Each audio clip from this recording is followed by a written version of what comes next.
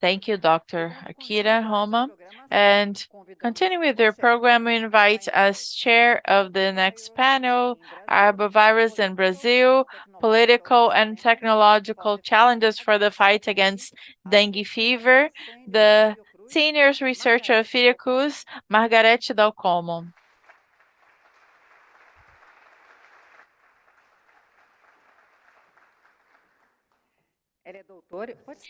She is a doctor, a medical doctor from the Federal University of São Paulo, and also member of the Pneumology Association, a member of several medical associations in Brazil, and also a group called Resist B of Boston Medical School, in addition of being a member of advisory committee for World Bank for Health in Sub-Saharan Africa and tuberculosis and respiratory diseases.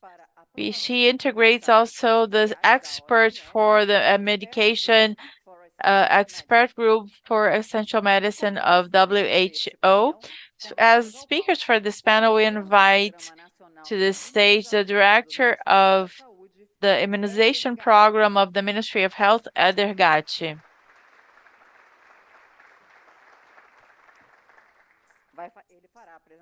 He will do the presentation, Vaccination Policy Against Dengue.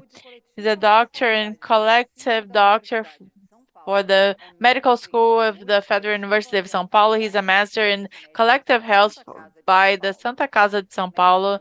He's a physician in the Infectology Institute of Emília Ribas Hospital and the Surveillance Center. He's a leader of institutional and governmental of the World Mosquito Program Brazil, Karlos Diogo Chalegre.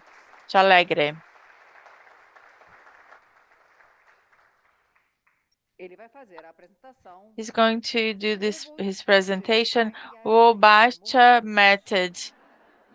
Oh my God, this is so hard. Help me, Karlos. Wolbachia.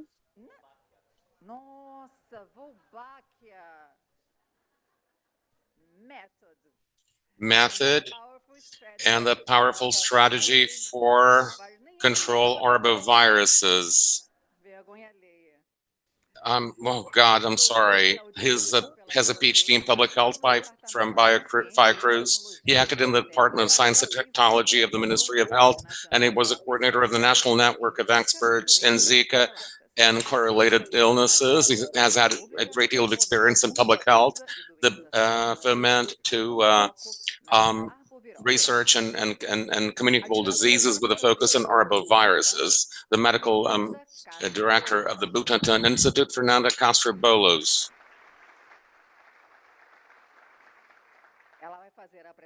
She will be making a presentation on clinical trials of a dengue vaccine. For a dengue vaccine, she has a PhD in neuroimmunology from the Federal University of São Paulo. She has had a great deal of experience in the clinical development in multinational corporations like Pfizer and Novartis. Currently, she's the leader of all the clinical research studies underway at Butantan. I will give the floor now to Dr. Margareth Dalcolmo.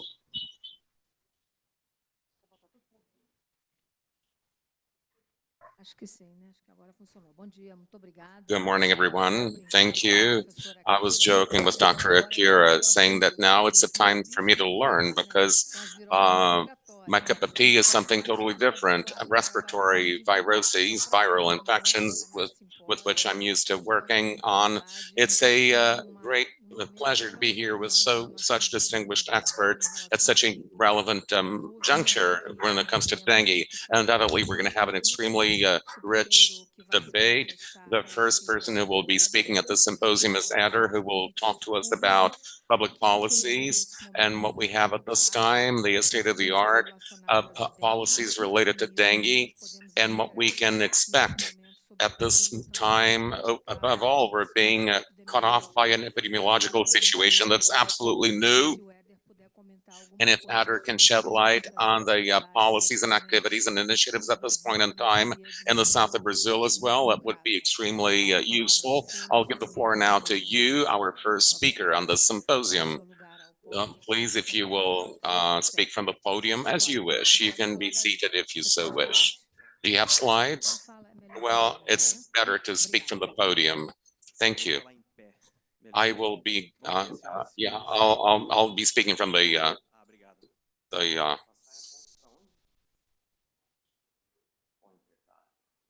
I'll be right here. That's okay. I'll be standing right here. First of all, I'd like to acknowledge my colleagues on the panel, Dr. Margareth. It's a great pleasure seeing you again. It's someone I have the most respect for. I didn't, Jugno, I didn't know you.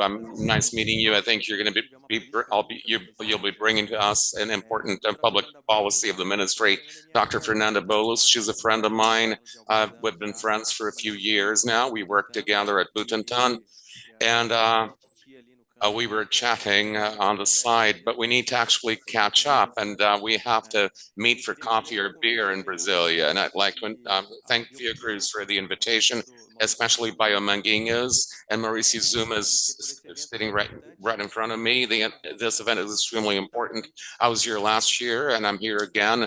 It's very important for me to be here again to share with you our experiences and challenges in the building of public policies. Dr. Margareth, I'll focus on vaccination, but I could also bring something because I'll be talking about the epidemiological situation of dengue, and we have a very problematic situation because Brazil is the leader, unfortunately, the world leader in the reporting of dengue cases. But we're going through a juncture in which dengue is expanding around the country and the world, and advancing on areas that are temperate, climate speaking, considering the climate factors that we're going through, that we have gone through recently. In the Americas, from January to December, we had 4.1 million cases that were reported of dengue cases. It was a year that was quite problematic.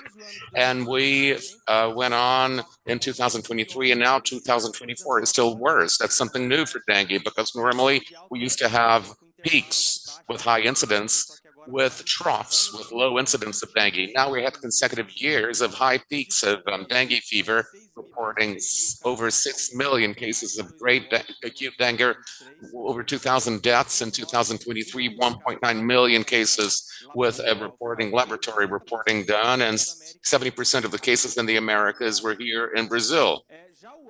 And as for 2024, as you can see, it went over and above the year 2023 in terms of cases. We can easily say that we're going through this year the worst dengue epidemic in the history of Brazil, as for the number of cases, deaths, and severe cases. It was an epidemic that came in a peak and a precocious and early onset. Since the late last year, we had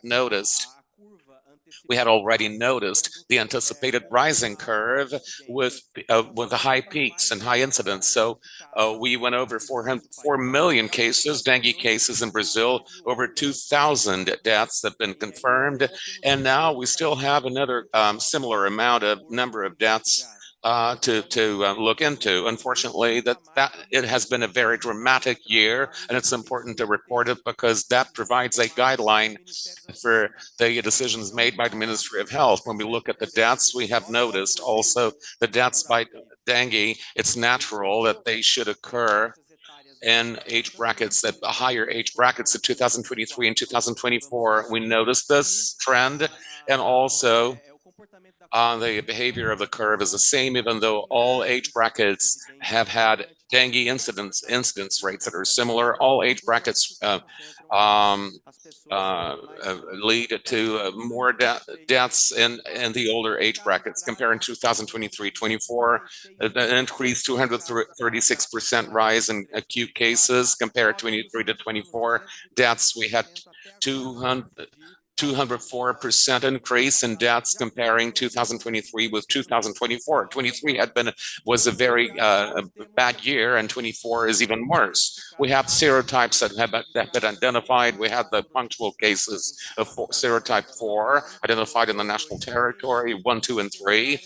we have areas in Brazil and the national territory with a prevalence of one or the other. It's so various serotypes are circulating at the same time. It's a new scenario from 2023 till now. We have the number type 1 prevails, and now type 2 is coming on. States like Amapá, state type 3, dengue 3 prevails. It's a unique scenario for Brazil as well. It's a new scenario. Talking about vaccines, I'm not going to go into detail about the vaccines that are most available to us, and I'm including here the vaccine from Butantan, which is currently being rolled out.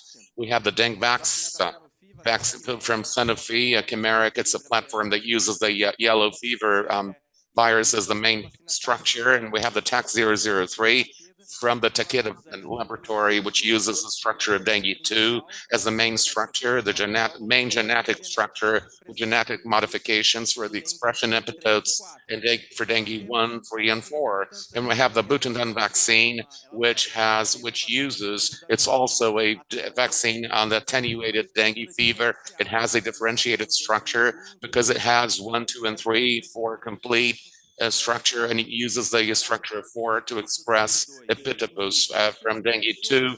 These are promising vaccines, but in Brazil, and I'm going to talk about the decision-making process. It's important to talk about how decisions are made.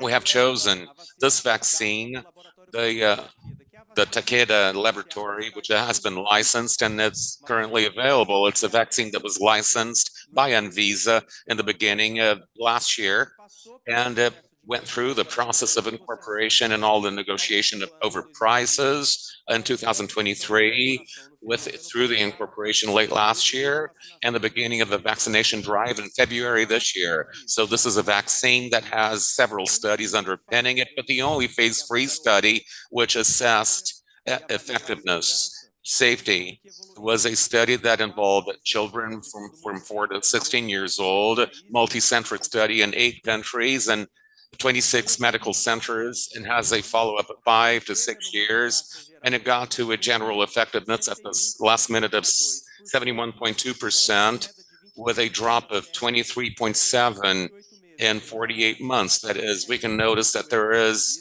the immunity way involved. In the future, we might have to discuss booster shots. It's a scenario to think about and discuss in the future. There is a variation to this effectiveness among the different serotypes. We've noticed that serotype 2 has had a better performance vis-a-vis the other serotypes. Among the seropositive types and the negative serotypes, we don't have enough data for dengue 3 and 4 to assess the negative serotypes. Now, following on to other outcomes in the clinical assessment for hospitalization, for example, we had a general effectiveness of 84.1%, also with a variation between the different serotypes, with a prevalence of better effectiveness in serotypes people that were exposed to serotype 2. And this effectiveness applies to positive and negative serotypes, but for dengue 3 and dengue 4, that was for dengue 2. But in dengue 3 and 4, the data is still insufficient for conclusions. And the effectiveness for also for grave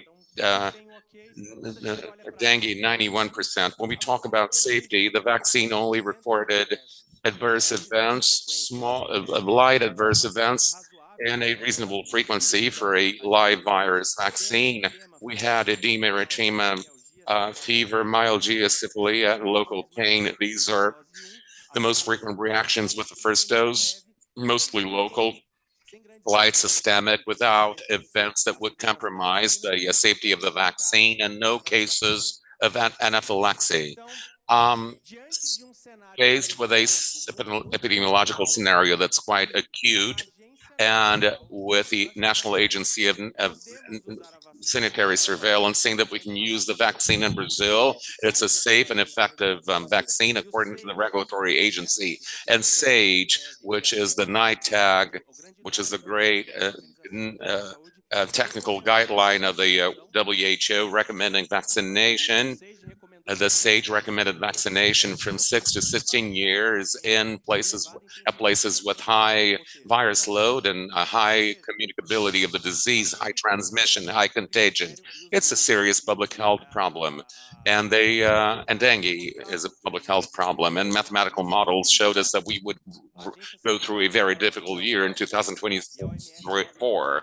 The WHO says we have to use it, and Visa said we should use it, so we had to incorporate to bring it into our vaccination routine. The production laboratory delivered only 6.5 million doses, and there was no way out.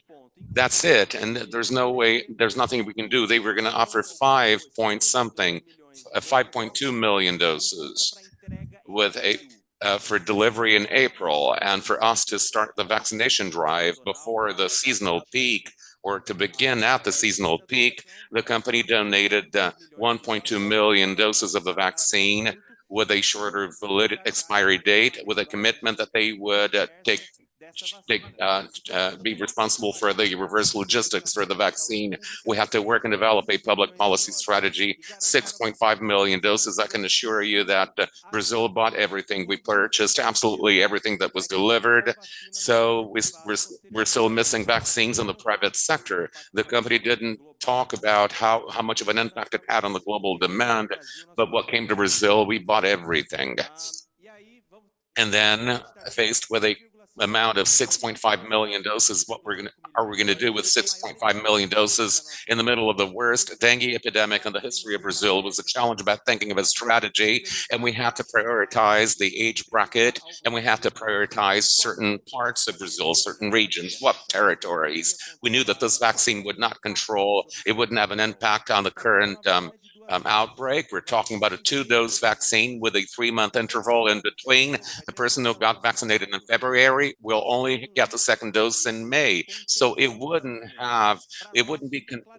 contain the spread of the disease for the general population, the overall population. We understand that that exerts a pressure on the Ministry of Health. Anyway, we decided the age bracket from 10 to 14 years old. This age bracket is within the recommended age bracket recommended by the World Health Organization. It's a smaller, the interval is shorter when it comes to what compared to from 6 to 16.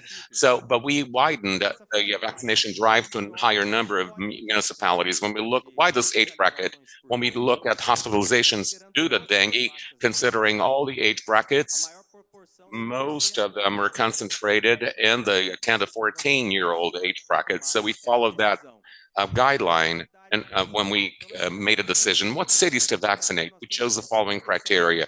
We have 167 cities seen as priority towns. These 167 cities have almost 50% of dengue cases in Brazil. I'm talking about a country that has 5,572 municipalities. That is, we started from these municipalities. These are municipalities with over 100,000 people, with a record of high incidence of dengue in the past 10 years. And we have listed these municipalities in the order of the highest, from the highest to the lowest incidence rate.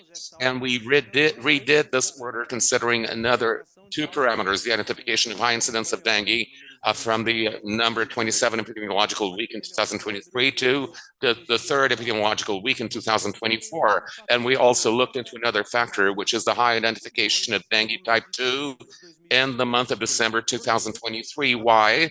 Because the vaccine has had good performance for those who are exposed to dengue 2, but there are other factors. Dengue 2 tends to be more aggressive in younger age brackets, and then it was happening when we turned from dengue 1 to dengue 2, that had an explosive potential in terms of incidence. So starting at that point, we selected municipalities, priority municipalities. We extended the recommendation to all municipalities in the region of health. So we got municipalities from of all sizes within the same region.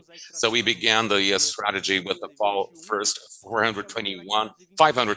It was 522, but we took out the Dourados because they already is a field study underway, and we began to vaccinate between 10 and 14 years old, and was distributed 1.5 million doses. We published this manual. Nowadays, we have 2.6 million doses already distributed, and the record is being nominal. It's being done nominally. Brazil, every dose, even field doses, are linked to the CPF, the identification number, the social security number of the individuals, sending the doses to a network of public health data.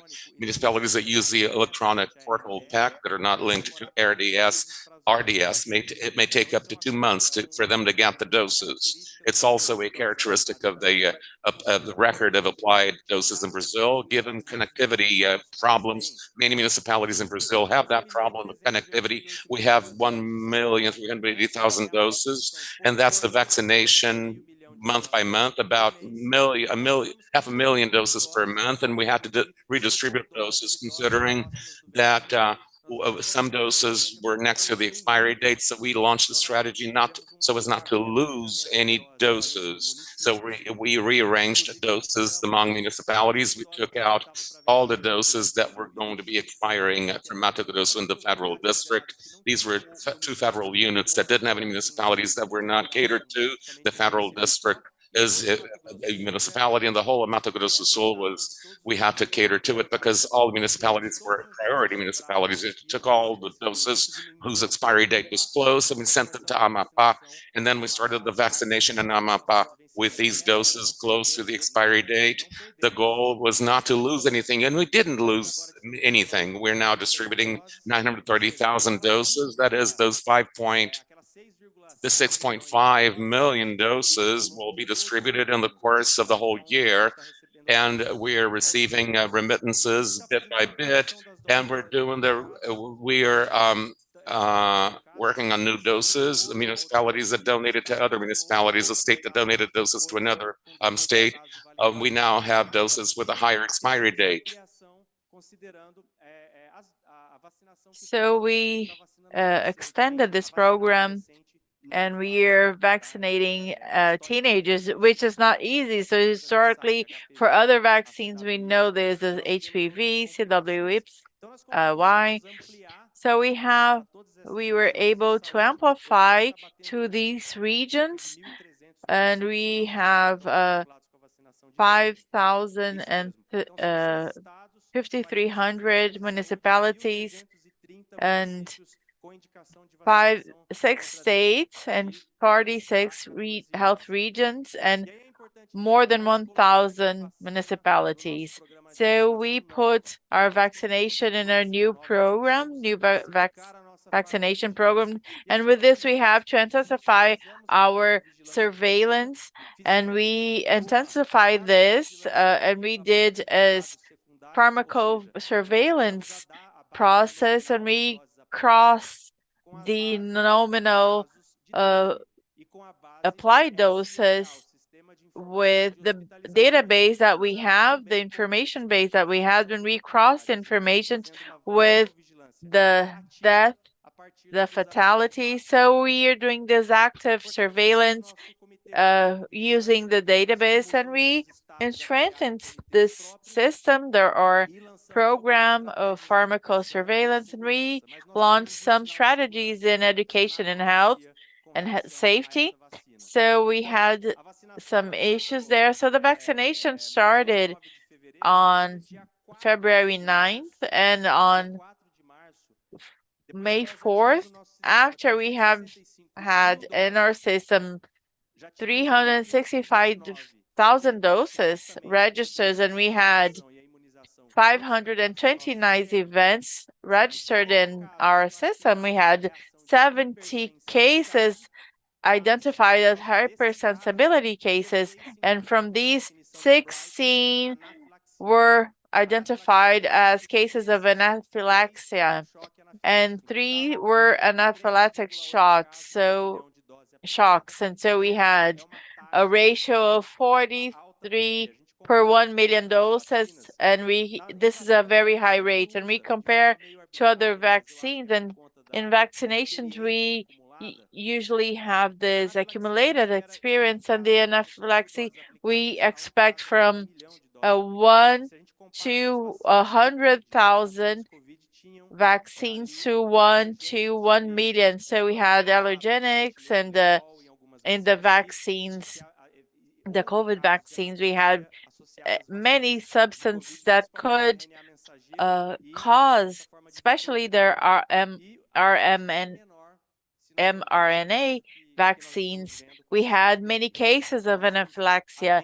So we're seeing the same. So we're attentive and we're surveilling these cases, and many measures were taken in this process. And since we identify the cases, we start talk to both commissions, the advisory commissions and the surveillance commission. We in less than 2 days we are with the press releases, and we had a press announcements on the media outlets, and we talked about the problem, and we had to prohibit the vaccination in schools, and the Ministry of Health was vaccinating in schools because our target were teenagers. When you use now vaccination rooms specifically, and we observe this 15 minutes for those who do not have allergies background and 30 minutes for those who have allergy background. So we presented this for the committee of the Pan American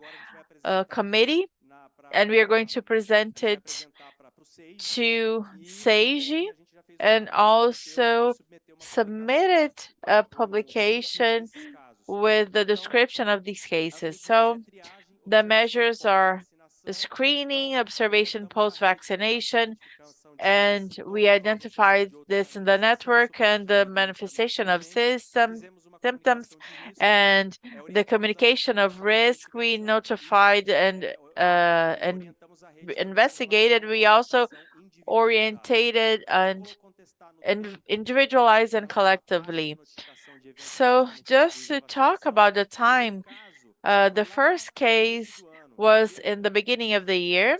So here we identified the majority in the age group vaccinated by the Unified Health System, but we had studies such as the cases such as in Dourados, and also those who were vaccinated in private practices. So this is stabilized when we started a higher scale vaccination. So just to show you where we are currently, we have in our system 287 cases of hypersensibility, and from this 20 are late, 59 are of late hypersensibilities, and 122 of immediate hypersensibility, and 182 are anaphylaxia, and 46 considered anaphylaxis, and 4 are considered anaphylactic shock. This is considering a rate that is 2.8 per million doses, so we have to be very attentive to this issue. Considering other cases, other doses, we can see that this is aligned with the current protocols, and the majority of the actions that we have are regarding the anaphylaxis cases. So some final considerations is that we have the dengue vaccination as a new technology. This is a very relevant action. It's not a final solution. We have to keep on monitoring the vector viral vaccination. And this was very, the efficacy is proved, and we have to reduce the reactions that are caused by the vaccination. But we have to bring some reflections for the decision-making groups, and Brazil decided on carrying out the vaccination, and we were very criticized by this. And I would like to talk about this. And me personally, I had a debate with CONITEC, which is the Unified Health System technical chamber, and we have to fight against this mosquito, and we have to take the first step. However, if we have to wait to have a vaccine that show the efficacy with the four serotypes and you start in a large scale production, this will not be able to be carried out. And Takeda was not able, and Butantan was not able as well. If we put barriers to this incorporation right now, in the future we will also have to do so. The criterion used right now we have to be used in the future. So this was the argument we had. We have to take the first step, and this is the first technical argument for this.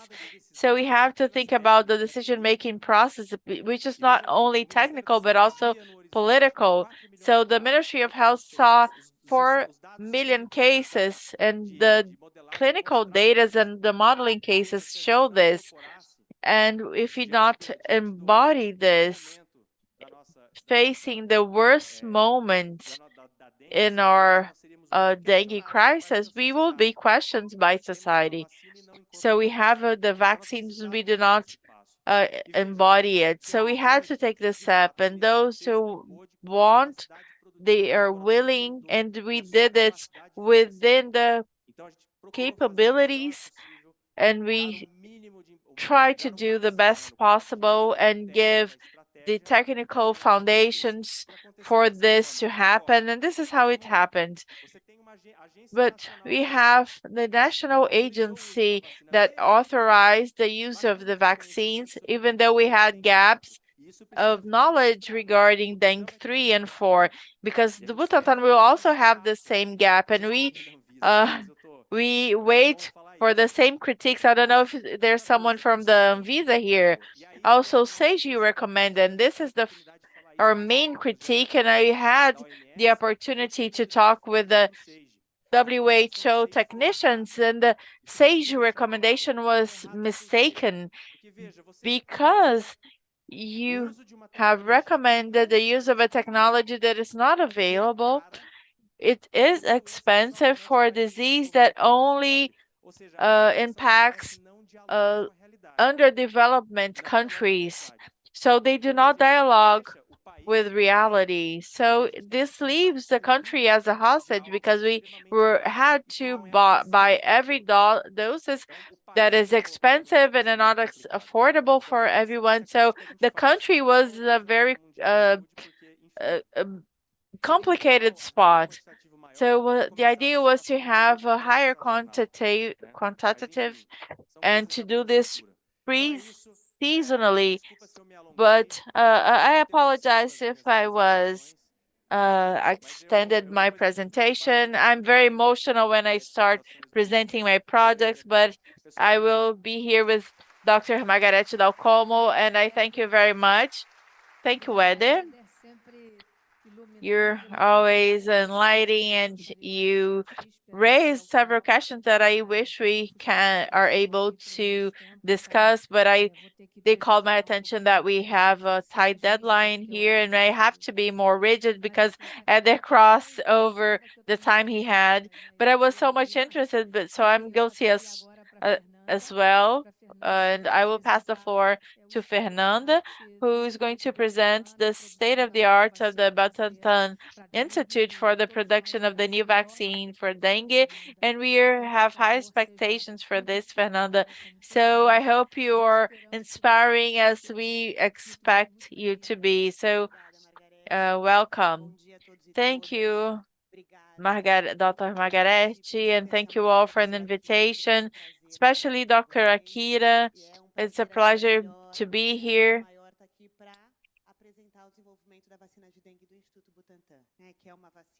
So we are here to present this production, and it's a work in process. I'm going to share how this was designed and how to do this and what we have, the outcomes that we already have. So I hope that it is inspiring, and when we are very optimistic about this, and this is a very promising project.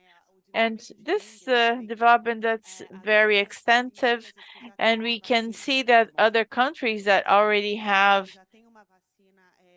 that have vaccines in the market that have tetravalents, and they have four different viruses to be considered. So we have many challenges from the production and development standpoints, and it started in 2002 with the NIH studies licensee with for the strains. They had studies phase 1 and 2 already carried out, and we started working with this, and we started to do this within the Butantan for phase 2 and 3.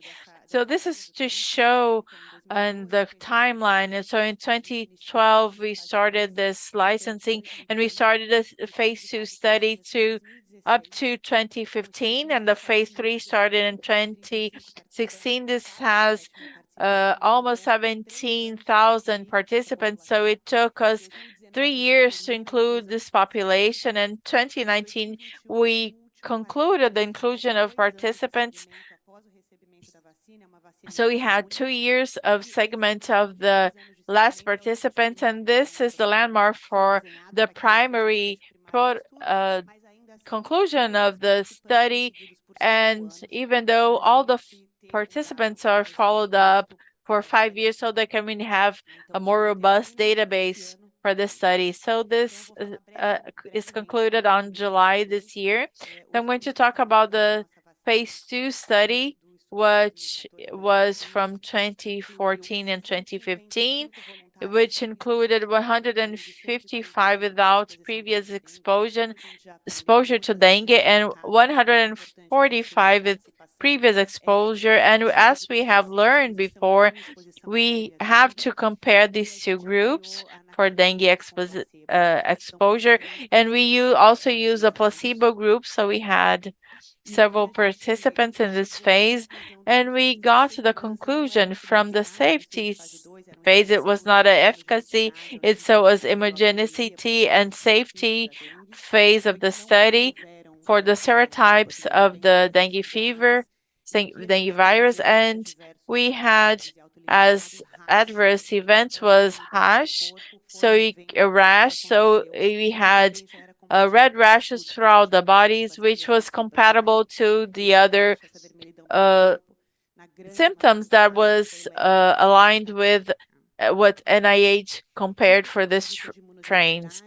And from the perspective of immunogenicities, the vaccines presented high conversion for the four types of dengue fever. So we can see the immune system reacted very well to the vaccines. So we were able to develop good antibodies. And with these promising results, we went to the phase 3, which is a more comprehensive studies, and we got more people exposed. We had 300 people exposed to 325 person exposed to phase 3. I'm not going to go in depth here because they're already present. So we had dengue 1, 2, and 3, and also a chimeric from the basic structure. It is a lyophiled vaccine with an attenuated live virus, and we have this structure. And this study was designed to make a efficacy surveillance of all fever symptoms in each participant for 5 years. And we had the safety surveillance that was more restricted in the first months following the vaccination, but we are capturing the symptoms, and what makes us to lose the least cases possible in the study. The inclusion of the participants was through it was carried out for 3 years, and we had hardships also due to the age groups. So we included 2 to 59 years old age groups, which is also represents a challenge as itself. So we had 17 participants, as 17,000 participants, as we have mentioned, and we started analyzing how they reacted, and we analyzed the adults included and the symptoms developed, and we opened the cohort from 7 to 17 years old, and we analyzed these cases, and then we opened the smaller children from 2 to 6 years old. So the last participant was a child in 2019 between 2 and 6 years old, and we completed the study in 2024. And this date, this cutting date, I don't know if you have a pointer here. This is when the last child completed 2 years of segments. The adults and teenagers had more than 2 years of segment. So this cut gives us average of participation. So we're not only looking of 2 years of this study, we're looking at a 5 years of participation in the program. So the study's objective is the efficacy for dengue fever vaccine, and the efficacy was proved, and for any symptom dengue, which we present as a primary data, and we see this as exposure, age groups, and reaction. So we have 21 days after vaccination, and we do sub-valuation for exposure to dengue virus. This is a study that is developed 100% by Brazil, not only the vaccines, it was developed in the Butantan Institute and also the clinical trial. So we had 16 research centers that was included in all regions of Brazil, so that we ensure that we were taking a population that was spread in Brazil and significant of our populational sample, and the distribution of throughout the age groups was very well balanced, as you can see here on the table, and we had a randomization of 2 to 1. And that gives us some 10,259 people exposed to the investigational vaccine.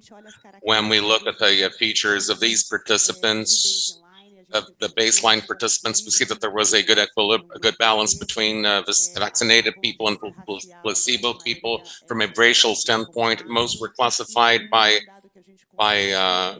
mixed, and almost half of the population had no previous exposure to dengue, and so we had a good balance between naive dengue, people who had never had contact with the dengue virus, and people who had already been exposed, which gives us a lot of information about assessment research to ascertain people that had not been exposed to dengue previously. And here, let's go to the results. I think that's what you're interested in, the effectiveness of the vaccine in the first 2 years. And I do apologize because the slide is in English.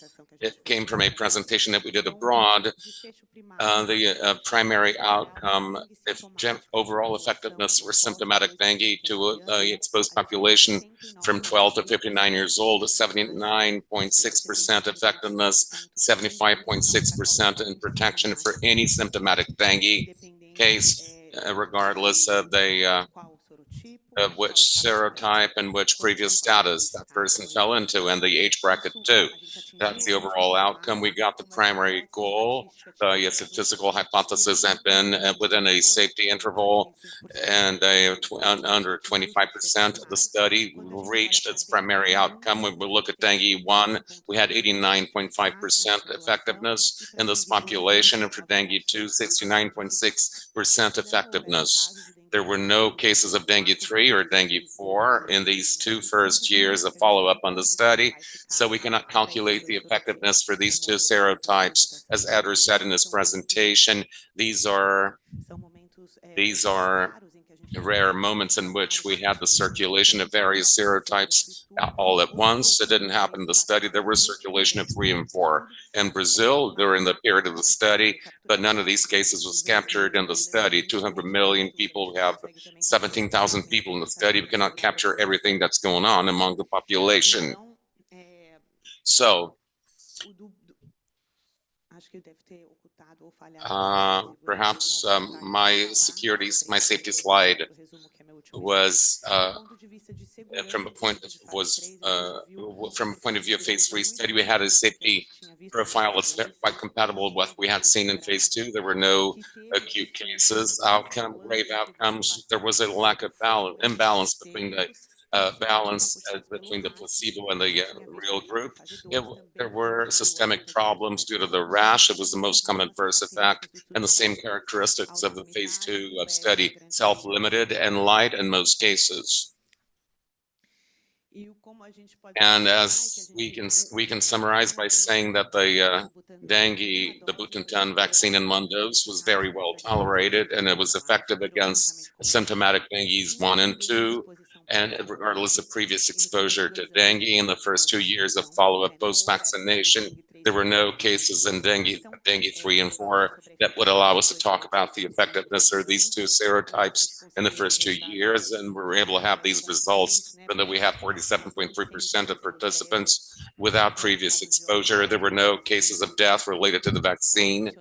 As I mentioned before, that's a development that's still underway.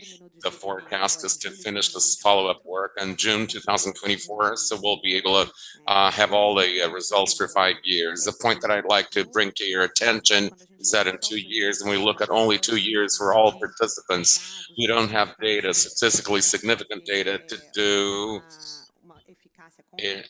the effect of the study against severe dengue, but then we have the same cutoff date, and the participants are being followed up on for a longer period. There were grave cases of dengue in that period, and for these cases, the effectiveness of the vaccine was 88% in terms of protection against severe dengue or alarm cases, regardless of serotype and previous exposure. I think that that's pretty much what I have to share with you, and I'll be available for Q&A afterwards. Thank you. Thank you all.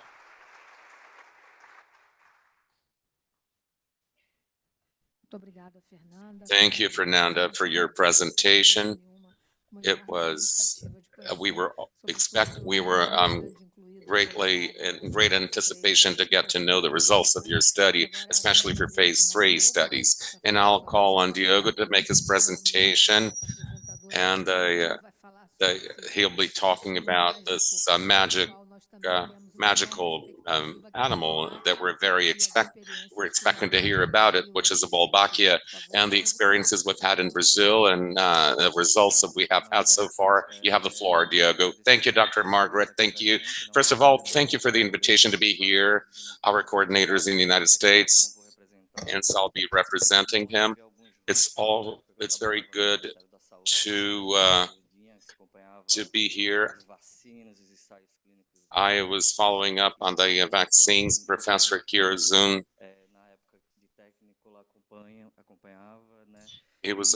And before starting, I'd like to thank you, because during the COVID, we had an extremely difficult scenario, and you were a brave warrior as a sanitary specialist, as an expert in the public health arena. I'd like to congratulate you on your efforts. Thank you, Dr. Dalcolmo. I'll be talking about Wolbachia. Some people have called it Chewbacca, but I'll talk about the name that we use to make it easier. Who are we? The WMP is a global initiative for diseases transmitted by diseases.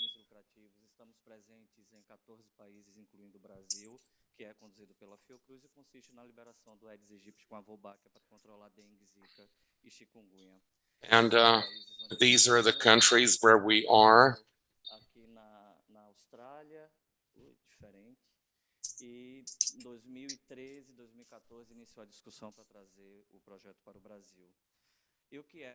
What is Wolbachia? I'm sorry, we're having problems. The speaker is holding the microphone too far from his mouth. We can hardly hear him. The translation is very hard under these circumstances. We cannot translate what the speaker is saying.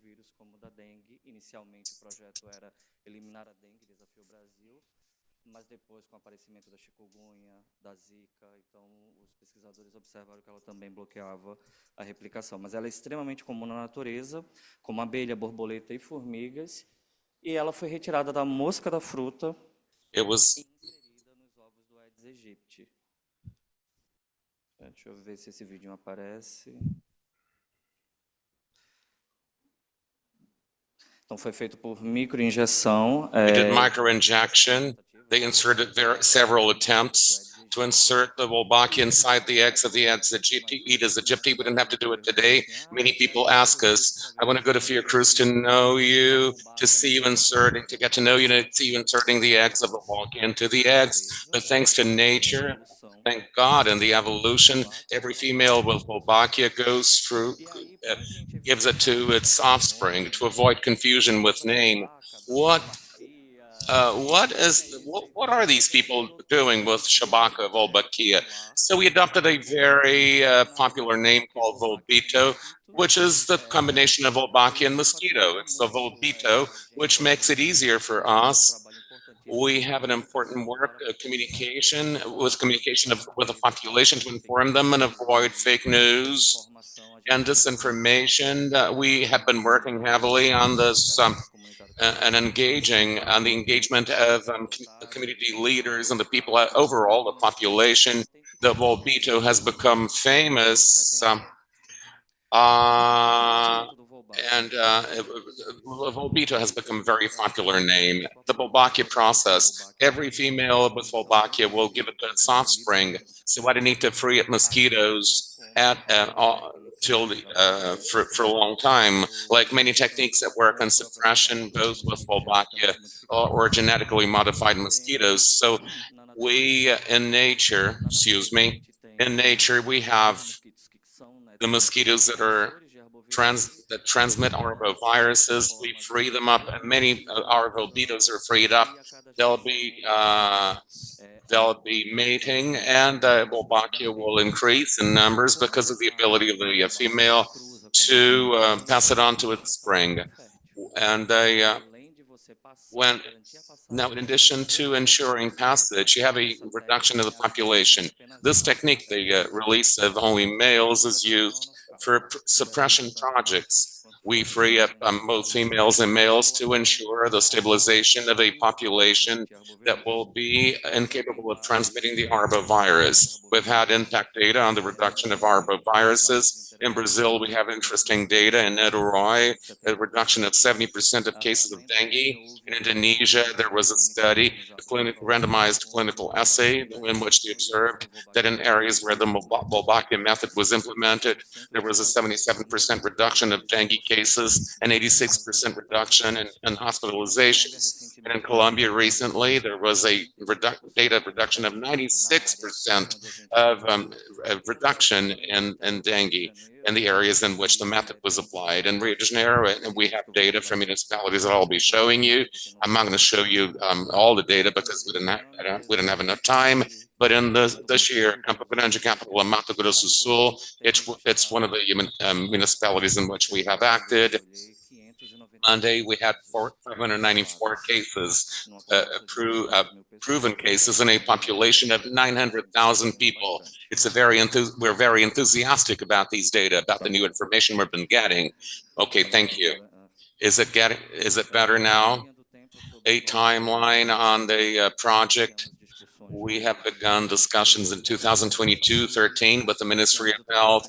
We began to work in two areas that are quite small in Rio de Janeiro, Niterói, Jurujuba, and Tubiacanga and Ilha do Governor's Island, and the Zika emergency in 2016. I was still at the Ministry of Health at the time, and we didn't have we were dealing with many children with a small head shown on TV. And they adopted a series of strategies to combat the Aedes aegypti at that time, and the Wolbachia method was adopted as an alternative. At the time of the emergency, of the Zika emergency, we went from 5,000 to 1 million people, in a very short span of time. In 2019, we had more robust results. Minister Mandetta back then wanted to evaluate the Wolbachia method implemented in using the public health system network. So, up until then, we used collaborators of the project, collaborators that adds to the costs of the project. So we started doing the agents of our public health network to do the work. We began the implementation at Petrolina and Belo Horizonte and Campo Grande, and today we have reached over 3 million people around the country. In the course of 10 years, it's almost like developing a vaccine to be incorporated, and as was mentioned before, a public policy in the Ministry of Health. These are the places where we operate. Here in Rio de Janeiro, we began working in Governor's Island, Niterói, and this black dot. Niterói was the first municipality where we wrapped up the work last year. And also we went to Pernambuco, Petrolina, Campo Grande, Mato Grosso do Sul, and Belo Horizonte, Minas Gerais. Very briefly, each step along the way is very detailed. First of all, we map out the territory. We need to know we have to get to know the territory and its reality. We get check files, series of cases and maps, and we set up an engagement, community engagement initiative with Volbito and the production of information and waiting room and the clinics and visits to residents, and the community health agent they are extremely important. That step takes about 4 months, and then we start freeing up the Volbitos. They are released. It could be through the egg or the adult mosquito, and the car here, as you can see in the picture. And then we began the monitoring. Today, the ministry recommends monitoring through LV Trompa, which is a trap to collect. It's the GP eggs in the field. We send the material to the laboratory to do the PCR and ascertain whether Wolbachia is present in Volbitos. And we do we cross-reference the data to see if we have a strong impact. We tell the managers to rein in their expectations. This is not a short-term silver bullet. It's medium to long-term process, and for environmental reasons. We don't associate the direct effect of the reduction to the Wolbachia method, even though everything tells us things point to the success of the project. And now, where are we going now? We're wrapping up the projects, current projects in Campo Grande, Belo Horizonte, Petrolina, Niterói, Rio de Janeiro. We have wrapped it up already up until last year, but now the mayor's office, together with a very high number of cases, they asked us to free up the mosquito in other areas. We went to downtown Rio, Caju, and Butantan Island.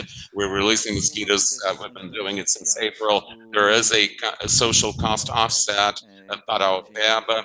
So we're going to do 22 municipalities now along the river that was affected by the disaster of the Brumadinho Dam. We're going to start this work in the second semester. The Ministry of Health last year announced $30 million to cover an area of roughly 1,700,000 people. We're going to go to the south of the country, where 20 years we haven't seen a risk map pointing to dengue. For Santa Catarina State, for example, we're going to do Joinville, Foz do Iguaçu, Londrina, all of them in the south region, Presidente Prudente, Berlândia, and Natal. And now we're building a plant in Curitiba. It will be the biggest Volbito factory in the world. It will be producing 400 million eggs per month. Today, we produce 40.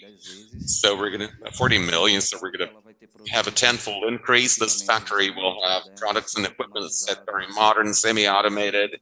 We did a lot of work, hands-on work, and so we're going to be scaling it up through the use of more modern technology and equipment. In the next 10 years, we'll be able to reach 1/3 of the population of Brazil. Hopefully, I'd like to remind you that I'll talk about it later, just so you'll have an idea of the cost effectiveness of the Wolbachia method. We at the Ministry of Health, we need evidence and a lot of evidence that we can incorporate any new technology. And when it comes to new public policies, and the Ministry of Health asked us to do a study. It was not us. We hired a specific group by UNP and Fiocruz, and they assessed that for each real invested in the Wolbachia method, we get a economicity. I don't understand. We have a return, financial return that varies from 43 to 539 reais. It's not that you're saving the money; it's the return you get in the course of all these years because you reduce absenteeism at work, you reduce the overload in the public health system, you reduce deaths. So we run these studies in 7 cities. These are data that any manager would be enthusiastic about. What's the hurdle? Not always the effects of Wolbachia method are seen during the mandate of a politician.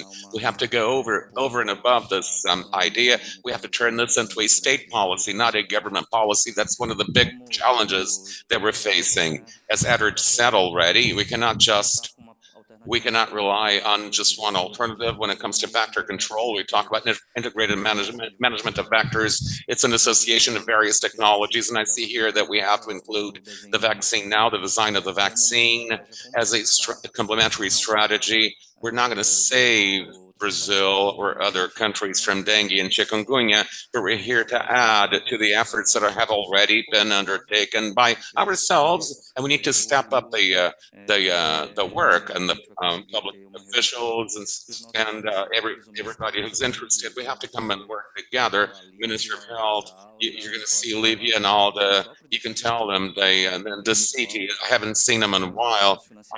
These are the most important supporters of the Wolbachia method. Starting in 2013, they've been working strenuously on it, and now it's talk to Volbito. It's not Volbito won't be talking to you, but I can assure you that there will be a team to talk to you and clarify any doubts you might have. We have Instagram, Facebook sites that meant to clarify doubts and provide you with more information on the Wolbachia method. Thank you for your attention. Thank you, Diogo. I do not agree of changing the name. I think Wolbachia is so nice, and once you learn how to do it, I don't like Volbito very much. Wolbachia is original, and I know we are over time, but since we started 10 minutes late, I'm going to ask a question. I'm going to Q&A session,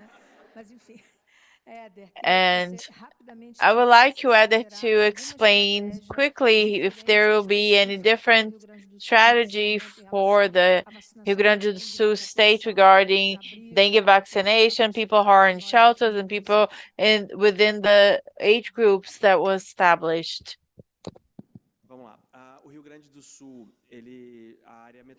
So the Rio Grande do Sul stays in the metropolitan area of Porto Alegre was already included since the beginning of the strategy. So they have vaccines there, and there's a very close follow-up of the Ministry of Health of what is happening in the state. And I would have to send my regards and to the people of the Rio Grande do Sul state and we are monitoring the storage of vaccines and the damage that we had in the affected municipalities. We had information that there are no loss of the vaccination because there was a movement to avoid the losses due to the disasters, and we are now working to vaccinate people on the shelters, and so we created operation center of the Ministry of Health, and we are not we are being able to avoid not to not miss the vaccination, and we working the age group of 10 to 14 years old, and the Ministry of Health is now going to work with a provisory measure to recover what was lost and destroyed. And from our side, in the immunization, you asked me to go fast, and I'm eating the words. And so the national program indicated resources for the purchase of equipment of cold chambers and reforms in the units.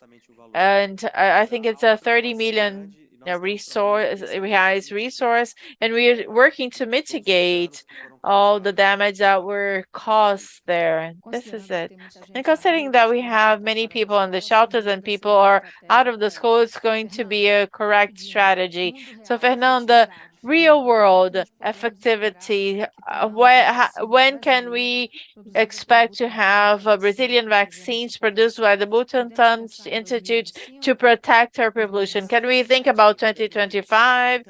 Yes, this is our expectation, considering the dengue epidemic that we had this year, and Visa, the regulatory agency, authorized the submission in phases, which is not forecasted by Anvisa, and we can submit the material for them to approve the licensing of the vaccine in phases. So we started this in the end of April, and we started this process of submission, and we have other phases of the process, such as quality tests, that we depend on these results to complete our submission. We have the expectation of have this completed on the second semester, and they have their own process, and we have this expectation as that have to have in 2025. And I think that once we have this Brazilian vaccines in Brazil, we will not buy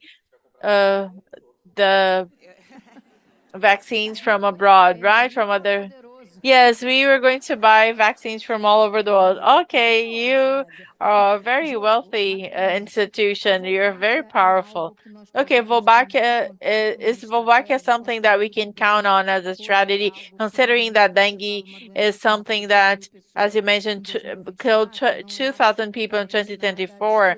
It's not something that you cannot look at. So this is very important for us, considering the change in the pattern and considering the climate change and all the disasters that we will have for sure. As the prevalence of the diseases and respiratory viruses that increase. Is Wolbachia is something that we can count on as expansion in other regions. And I would like you to answer this yes or no very quickly, and if this is cost effective, if this can be embodied by Comitec as something that could be applied in public health in Brazil. Yes, with the plant in Curitiba, we will be able to serve. It's a partnership with PMP and WMP Global, and we will have interfaces with the Ministry of Health, and we will be able to serve 1 million people in the short term. And through the coordination, we initiated the incorporation of Wolbachia in the new guidelines. So we will be able to have a public policy and be recommended to the municipalities over 100,000 inhabitants. So thank you very much. I don't think I went over the time I had. And so thank you very much. It was an honor to be here. As I mentioned, I work with the respiratory viruses.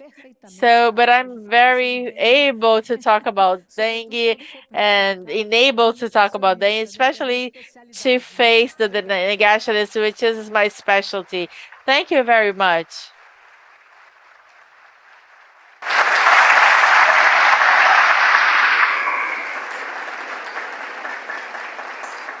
Obrigada, doutora Margareth. Obrigada. Thank you, Dr. Margareth Dalcolmo. Thank you very much. I'm sorry for Chewbacca. I did not say Chewbacca.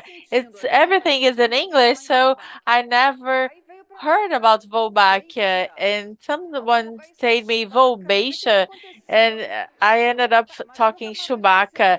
But I will never forget this. I'm going to name my dog Wolbachia or Volbito. I will never forget about this word. Yes, Volbito is cute. Okay, let's see. We're going to have a break for the coffee of 30 minutes. So please do not refrain from visiting the poster and the pitch presentations. I invite you all to visit the booth and the booths. And please take a look at our panel and our transmission. Here, our slide. Donation. Your donations is very important. The South population is counting on your help, and they will need your help for a good time. Thank you very